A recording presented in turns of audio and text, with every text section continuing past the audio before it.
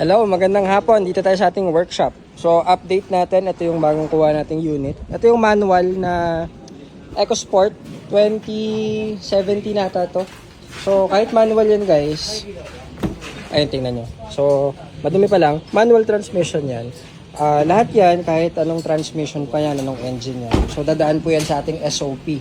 So, yan, napalitan na yung ating clutch.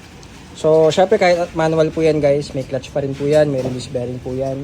So, ito, yan, LUK brand syempre. Pero pang manual to kaya medyo mas maliit. So, ito yung kanyang clutch, tapos yung clutch release bearing. Ayun. So, isang set yan, LUK brand. Walang mintis. Tapos, ngayon, ano to pre? Re-timing, no? Ayun, so re-timing na rin natin kasi medyo nasa 80 na ata yung milyahe na to or 90, parang ganun. So, yun, SOP pa rin. Tapos yan, ina-drain pa yung mga coolants. PMS lahat yun, check na natin. Pati kung ano pa yung mga kailangan gawin. So, ayun.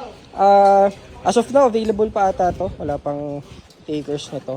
So, may mga iba tayong units dito na ito na yung 4 ano natin, release din sa transmission.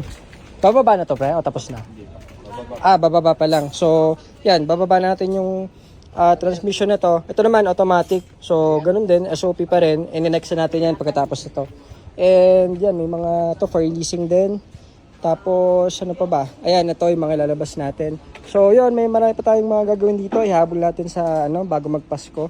So, ito may mga releasing din tayo tomorrow. Itong blue kay Sir na nagpa-repair sa atin. And, ito po, yan. So, yung black edition na EcoSport. So yun, mga pinapalapat kasi mga engine po yan eh. Pati yung isang Ford Fiesta. Ayan.